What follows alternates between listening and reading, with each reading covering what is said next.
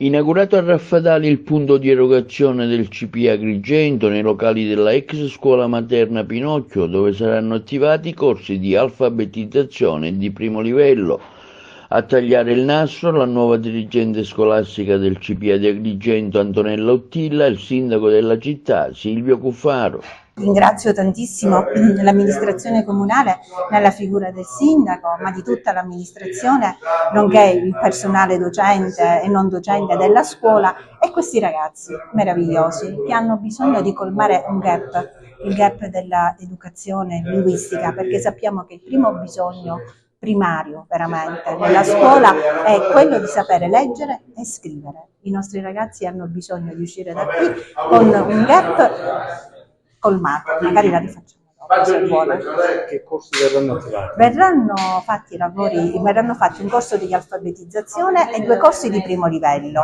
Vuol dire che i ragazzi prima impareranno a leggere e scrivere con il corso di alfabetizzazione, poi faranno un percorso anche di matematica, di lingua straniera e di italiano per fare gli esami a fine giugno di terza media.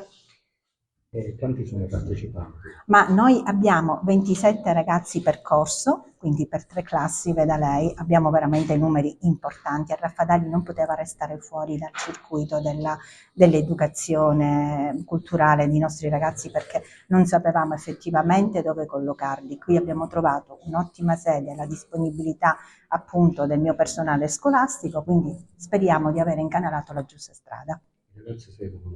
Sempre, fanno un patto formativo con noi e quindi si impegnano nel patto formativo individuale a frequentare, hanno ovviamente un monte ore di assenza che possono fare, ma se non raggiungono l'obiettivo il diploma non viene fatto, quindi non viene scaturito.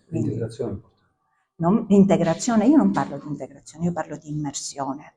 A me serve che questi ragazzi quando escano fuori non vengano visti come degli stranieri inopportuni, ma vengono considerati come facenti parte di una comunità in cui si vogliono inserire costruttivamente, assolutamente. E con la lingua la prima cosa, io dico se lei la mettessero in una classe cinese per un giorno, cosa farebbe dopo? Impazzirebbe. Noi qui invece gli insegniamo ad essere parte di una società, la società in cui vivono per ora, che è una società italiana, quindi la lingua italiana deve essere colmata.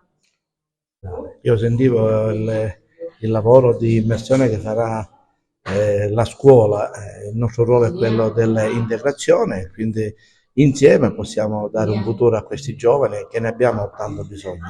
L'Italia ha bisogno di giovani che vengono da altri paesi per dare un futuro al nostro mondo produttivo e per dare un futuro anche alle nostre famiglie per la mancanza di natalità.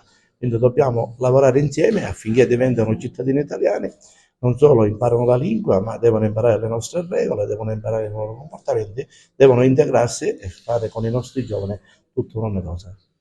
Lei nel suo intervento ha richiamato proprio le regole, cioè lei è disponibile, ma sempre con le regole. Io mi sono permesso di richiamare le regole perché nel passato ho visto degli atteggiamenti da parte di questi giovani non tanto conformi a quelli che sono i comportamenti corretti. Quando hanno bisogno di andare a giocare in campo sportivo basta chiedere le chiavi o basta che qualcuno vada ad aprire il portone, non devono rompere il lucchetto per entrare. Sono dei comportamenti che noi non accetteremo e quindi dobbiamo cominciare ad avere un dialogo con loro, devono cominciare a capire che bisogna rispettare le regole, che saranno trattate come i nostri giovani, ma quando bisogna volere qualche cosa devono chiederla.